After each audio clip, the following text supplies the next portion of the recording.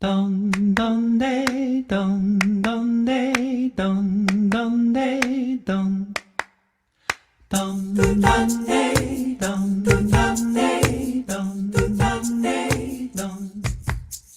Calling all sisters and brothers of love, calling all nations and angels above. Calling all sisters and brothers of love, calling all nations and angels above. Oh, oh, oh, yeah, oh, oh, oh. Oh, oh, oh, yeah, oh, oh, oh. Let us rise, rise, rise, like a phoenix from the fire, and we will fly, fly, fly, higher and higher and higher, and we will stand, stand, stand, in solidarity for this sacred land, and we will lead, lead, lead, with compassion for all humanity.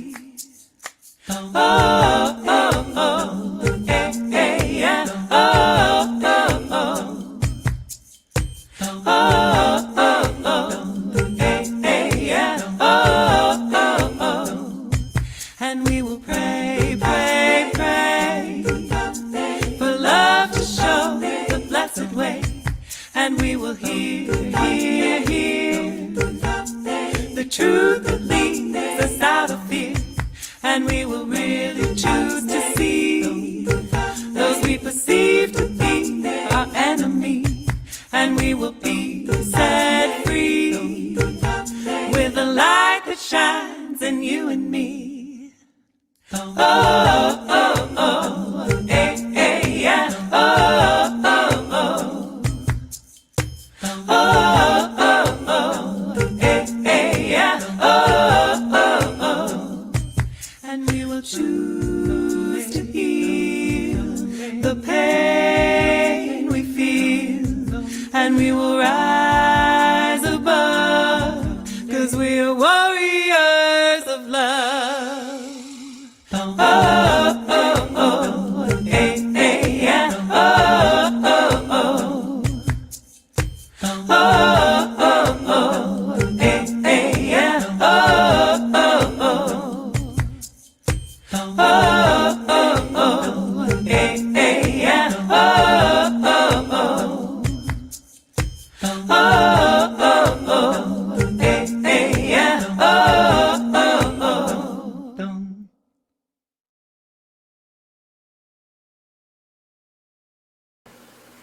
Greetings, everyone. This is Reverend Deborah Johnson, and welcome to the Inner Light Ministries Sunday service. Let's just take a breath together.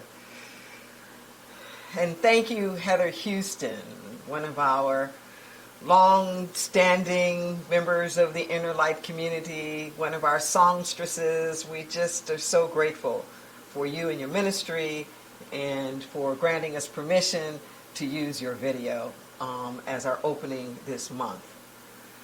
What a time it is. Let's just keep taking a breath. You're going to keep hearing me say that. Say welcome to you from wherever it is that you're coming in from. I know people are tuning in across the United States. People are tuning in from other countries. Perhaps you're with us live. Perhaps you're looking at it at some other time. But what we know is that whenever you're looking at this, it's the right time. And we feel you in our hearts. We are one. In the divine, there is no time. There is no space. So whether you're looking at this in your kitchen or whether you are in a sanctuary, it doesn't matter. It doesn't matter, because Spirit is just as much present everywhere. You are a holy being, and wherever you are is holy ground. So, wherever you are tuning in, you could be in your car listening right now, and your car is a sanctuary. in this moment. And I want you to feel that, to just get into that vibration. So whatever it is else that might be vying for your attention, to just move into a deep sense of the sacred happening right here and right now. Let's just take a breath. Every month we have a theme. And this month of January 2021, our theme is intent. And every week we always have a set of affirmative activations. These are affirmations that we say that when you use them, it really recalibrates your frequency, recalibrates your vibration. It sets your attention and the focus in the direction in which you really want to go. We give them as a gift. You can find them on our website. You can find them on our social media. And we share them with you now. So I invite you to just pay attention, read along with me, our affirmations for today, the topic, forever creating the future. We welcome the next leg of our collective journey. We are forever creating our future by the choices that we make today. Humanity can't be anything that we humans are not.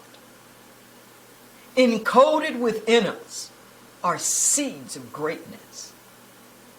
We choose to evolve into our highest potential. Drama is optional. We don't need crises to create permission to be generous and compassionate. We unshackle our capacity to care. We unleash our willingness to contribute. We reignite the fire burning in our collective souls. Who we become today provides blessings for the next 7 generations. We're humbled by the legacy we leave.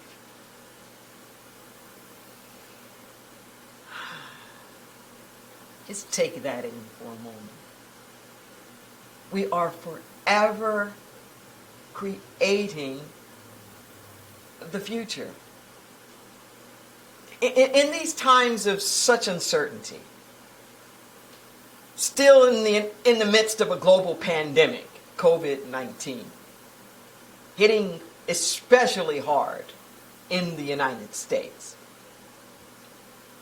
the economic crises that's going on, so many people losing their jobs, unemployed or underemployed, the schools not open, so many businesses not open. There's so much that's going on. Connecting virtually because we don't have concerts and there aren't, stadiums to go to, and it's a whole different world. It's been a whole different environment. Almost a year now. And we're finding ways to be creative, finding ways to connect, finding new ways to express ourselves, to care, to be compassionate. So many people ask the question, well, what's going to happen? I'm so worried because I don't know what's going to happen. And you know what? We control a lot of that, what's going to happen. When Churchill reminded us in World War II that there was nothing to fear but fear itself. And so it is now. The future really depends upon what we do today.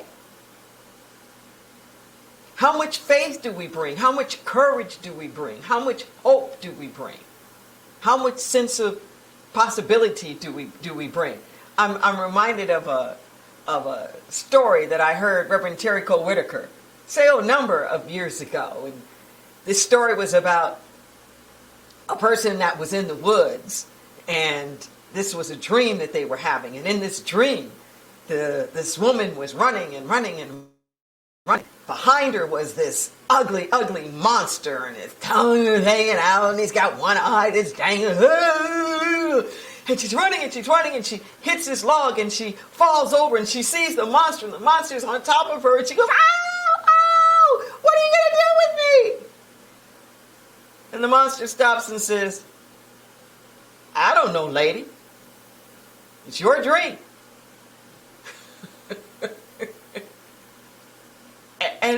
And so it is with us. It is done unto us as we believe. We're in such an extraordinary moment of time. Nothing like this has ever happened before. There's never been a global pandemic like this before. There's never been a time when we could see how our fates were so incredibly intertwined with one another. We've never had a situation where we've impeached the president twice. There's so many things that it's just like we've never been in before. But you know what? That also means new opportunities. If we've never been here before, then maybe we have an opportunity to not just go back, to not just try to get what we had before, but to do something new. I remember something that a friend told me after one of the big earthquakes that we had here in San Francisco. Had here in California, and he happened to be living in San Francisco, one of those big old Victorian houses. And all the books fell off the shelf. And he said he looked at the rubble on the ground and he thought to himself, I've been wanting to reshelve those books for a long time. Why don't I do it now? Think about it. Think about it. We're going to have to recreate. We're going to have to recreate how our schools run. We're going to have to recreate how our businesses run. I don't know what's going to happen, but I think we've turned some kind of tide here with people working at home or working off-site. It's hard for me to imagine that we're actually going to go back to the way that it was before. And I'm seeing a lot of companies starting to repurpose or do something else with their large campuses. I don't really know from that standpoint. But what I do know is that as we move forward here, we get to say what it's going to look like. When people can gather together back in churches, we get to say what kind of services do we want to have. We get to say what this looks like from here. Pain pushes until vision pulls. Pain pushes until vision pulls. If we don't just keep our attention focused on what's wrong or what's missing, and we start to articulate what we do want, who knows where that can go. Inner Light has a campaign going on now called #Visions_Igniting. #Visions_Igniting. And we invite you to join into it. We're sharing visions of what you do want to have. You create the future. We're not just between here and there. What can you do now? So it's not what it was, and it's not what it's going to be. What can you do now? Here at Inner Light, for example. We can't have the Sunday services. Okay. You know what we're doing? We've stepped up our game in our food bank. We're doing 2.5 times what we used to do. We have 3.5 acres here. We have space. So you know what? Space that used to be for classrooms, that kids aren't in anymore, you know what? Food's in there. There are food shortages. And we're doing our part of what we can do to help feed people. Free food. And you know what? You don't have to be a member of this spiritual community. We don't care who you are. There's not some litmus test that you have to pass. We don't care if you're red or blue or didn't vote at all. If you're a citizen or you're not a citizen or you're an immigrant, it doesn't matter. We're all in this together. We're all in this together. Part of creating this future is, what is the compassion that we can show? What's the new way of being? I'm reminded now of a story in Scripture. There was a point in time when there were these lawyers who were busy quizzing Jesus. And they were asking him, what was the greatest commandment? They were assuming that he was going to go back to the 10 Commandments, or that he was going to talk about some of the practices that they had to do, or the rituals. And Jesus didn't do any of that. What he said is that the greatest commandments were these: that thou shalt love the Lord thy God with all of thy heart, with all of thy mind, and all of thy soul, and love your neighbor as yourself. He said these two are the greatest commandments. So like, okay, then tell us who the neighbor is, if that's what we're supposed to do. And Jesus goes on to tell this story. And he tells this story about this Levite, who's a member basically of their Hebrew tribe. This Levite is on his way. He's on the Jericho road. It's this long, treacherous road. This road between Jericho and Jerusalem. And it's known for a place of great danger. Very, very steep. Like a 2,000-foot drop, almost. The man gets robbed. He's beaten, and all of his clothes are taken. Because the clothes back in those days were used for collateral. It was like cash. 3 people pass him by. Other Levites. Some of them religious leaders. And then a Samaritan comes by. The Samaritan picks him up, puts him on his donkey, takes him into the town, takes him to an inn, and pays the innkeeper to take care of this bleeding man. Says, I'll be back in 3 days. Pays in advance, 3 days. I'll be back in 3 days. And if he's not better, I'll give you some more money to keep paying. Then Jesus poses the question after this: who was the neighbor? And they had to say the neighbor in the story was the Samaritan that took him in. We've heard of the Good Samaritan, and we think it's sort of like the good guy that does compassion. But we forget the gist of this story that just goes unseen for most of us, which is that the Samaritan was an enemy. The Samaritan was an enemy.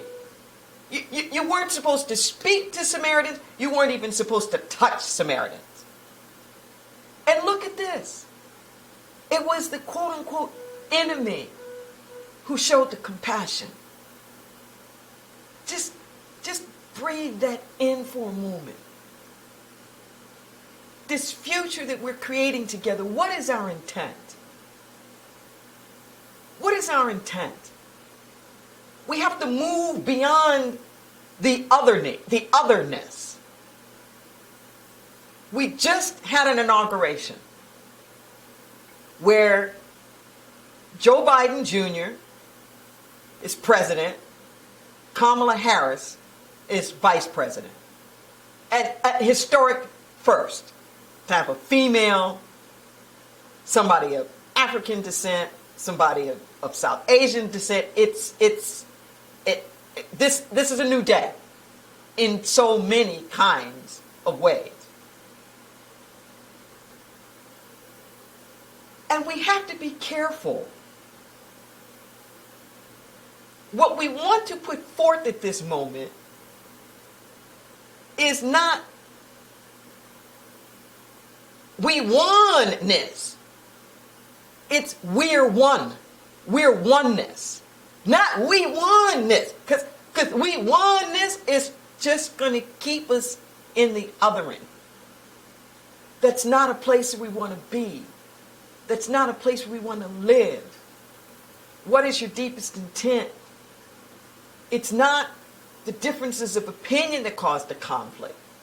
It's the polarization around the differences of opinion.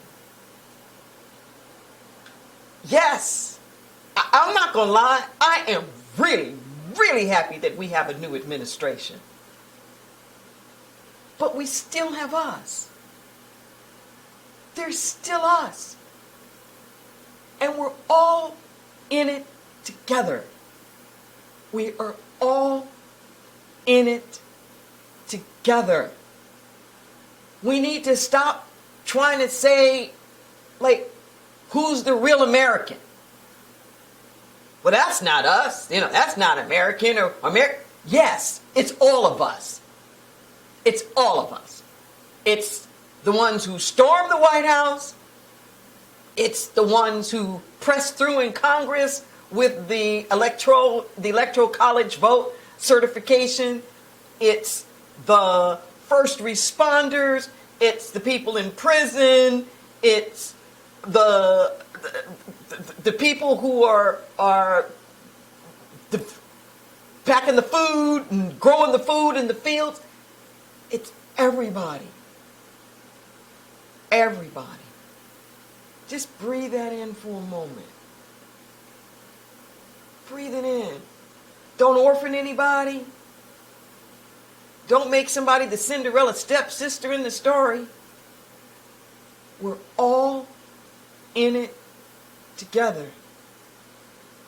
Make that your intent.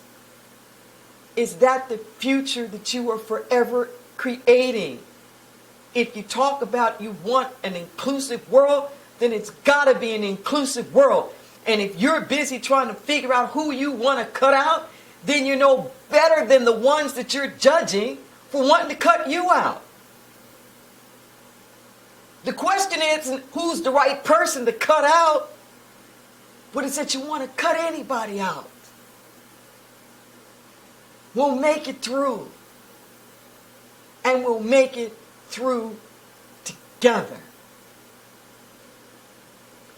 There are people right now who are in a Zoom watch party. They've been watching this message now in the Zoom watch party. And if you're not in that watch party, you can join them. Every Sunday, they're there. You can join it at any point in time.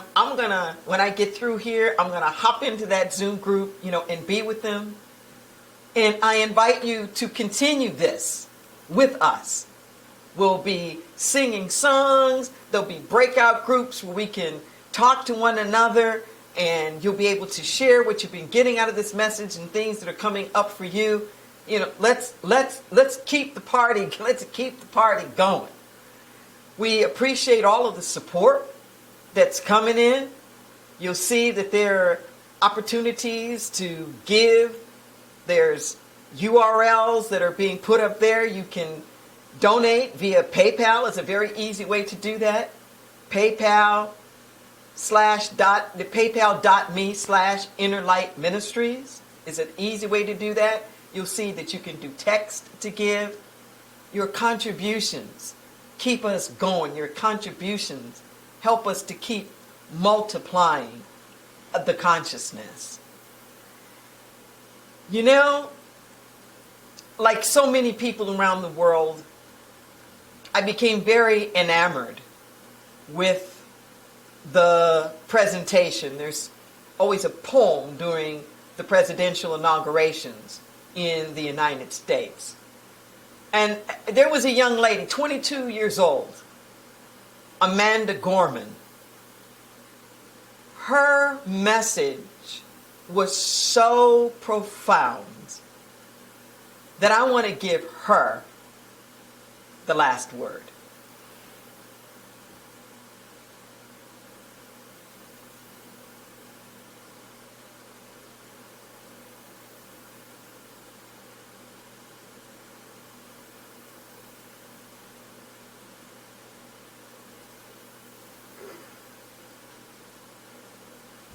Dr. Biden, Madam Vice President, Mr. Emhoff, Americans, and the world. When day comes, we ask ourselves, where can we find light in this never-ending shade? The loss we carry, a sea we must wade. We've braved the belly of the beast. We've learned that quiet isn't always peace. In the norms and notions of what just isn't always just is. And yet the dawn is hours before we knew it. Somehow we do it. Somehow we've weathered and witnessed a nation that isn't broken, but simply unfinished. We, the successors of a country and a time where a skinny black girl descended from slaves and raised by a single mother can dream of becoming president, only to find herself reciting for one. And yes, we are far from polished, far from pristine, but that doesn't mean we are striving to form a union that is perfect.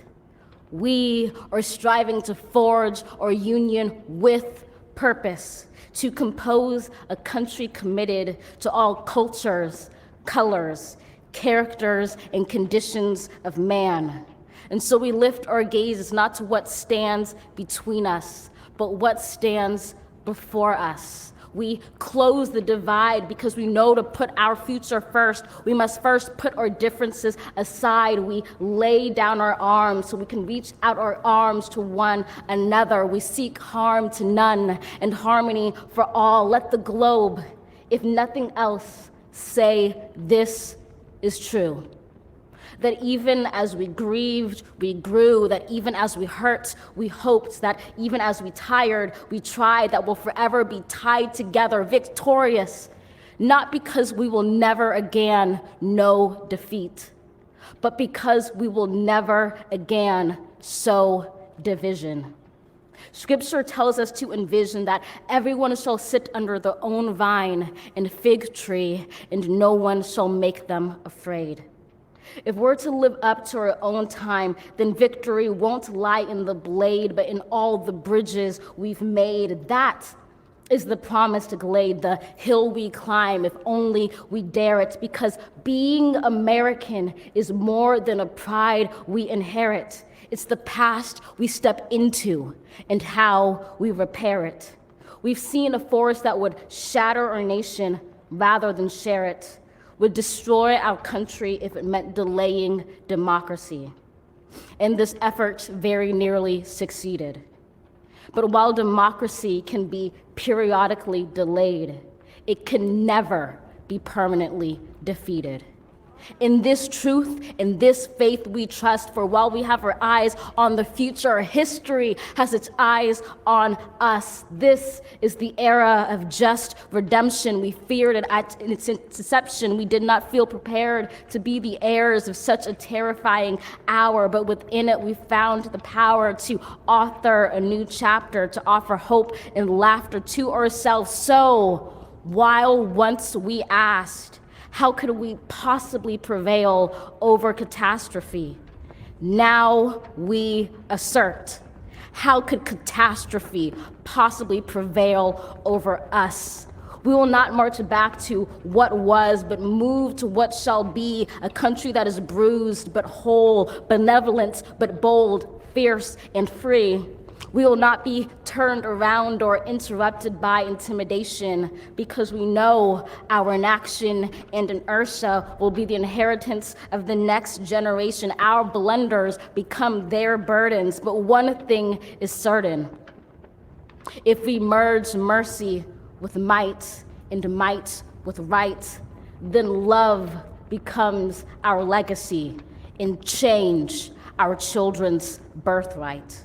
So let us leave behind a country better than the one we were left. With every breath from my bronze-pounded chest, we will raise this wounded world into a wondrous one. We will rise from the gold-limbed hills of the West. We will rise from the wind-swept Northeast, where our forefathers first realized revolution. We will rise from the lake-rimmed cities of the Midwestern states. We will rise from the sun-baked South. We will rebuild, reconcile, and recover in every known nook of our nation, in every corner called our country. Our people, diverse and beautiful, will emerge battered and beautiful. When day comes, we step out of the shade, aflame and unafraid. The new dawn blooms as we free it. For there is always light, if only we're brave enough to see it, if only we're brave enough to be it.